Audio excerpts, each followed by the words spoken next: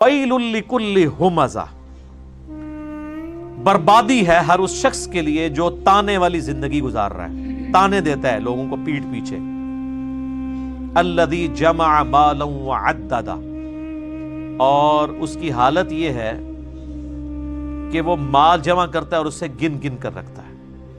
اپنی حالت اس کی یہ ہے کہ پیٹھ کے پیچھے لوگوں کے عیب تلاش کرتا ہے، لوگوں کو تانے دیتا ہے، برائیاں بیان کرتا ہے، اور اپنی حالت یہ ہے کہ اس نے مال جوڑ رکھا ہے اور اسے گنتا رہتا ہے. یعنی مال کی محبت کے ساتھ یہ چیزیں امپلائڈ ہیں کہ آپ کو مال کی محبت اس لیول تک لے جائے گی کہ آپ لوگوں میں عیب تلاش کرنا شروع کر دیں گے، لوگوں کی برائیاں نکالنا شروع کر دیں گے.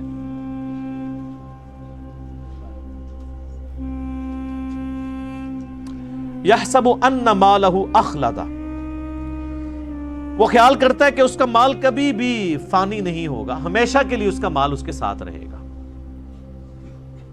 جو لوگ مال جوڑ رہے ہوتے ہیں نا، ان کی حالت ویسے یہی ہوتی ہے. اربوں روپیہ جوڑا ہوا ہے لوگوں نے، اور وہ سمجھتے ہیں شاید ساتھ لے کے جائیں گے.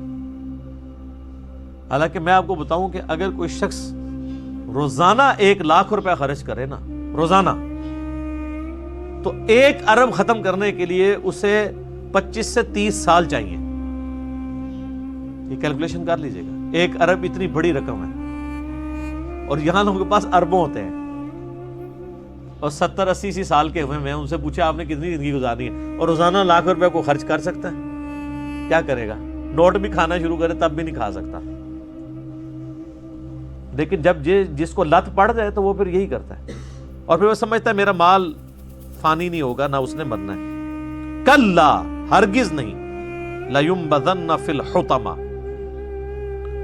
یقیناً اسے حطمہ میں پھینک دیا جائے گا. یعنی دنیا کی محبت میں جو مبتلا ہوا اور تباہ و برباد ہو گیا، اس کا الٹیمیٹ انجام حطمہ ہے. وَمَا أَدْرَاكَ مَا الْحُطَمَةُ، اور تم کیا جانو کہ حطمہ کیا ہے؟ نار اللہ الموقدہ، وہ اللہ کی ایک آگ ہے جو خوب بھڑکائی ہوئی ہے. ان دوزخ کی آگ. التی تطلع علی الافئدہ، جو دلوں تک پہنچ جائے گی. ویسے تو آگ جلا کے راکھ کر دیتی ہے، کھالیں جلیں گی، جسم فنا نہیں ہوگا، تاکہ جسم کو تکلیف ہوتی رہے. بولے اعوذ باللہ تعالی. اندر تک آگ گھس جائے گی. جیسے دنیا میں بھی آپ کہتے ہیں نا کہ گھبراہٹ ہو رہی ہے اندر. جن لوگوں کو معدے کا ایشو ہوتا ہے وہ کہتے ہیں اندر آگ لگی ہوئی ہے، حالانکہ وہ باہر کوئی آگ نہیں ہوتی ہے. تو یہ دلوں کے اندر گھس جانے والی، انسان کے اندر گھس جانے والی آگ ہوگی. انہا علیہم مؤصدہ، اور وہ آگ ان پر بند کر دی جائے گی. فی عمد ممددہ، لمبے لمبے ستونوں میں. کوئی اللہ تعالیٰ نے کو بڑے کیپسولز ایسے بنا کے رکھے ہوئے ہیں، ایسی بھٹیاں بنا کے رکھی ہیں کہ اس کے اندر بندوں کو پھینک دیا جائے گا، اور اس کے بعد لاک لگا دیا جائے گا. وہ اسی بھٹی کے اندر رہیں گے، لمبے لمبے ستونوں کی فارم میں.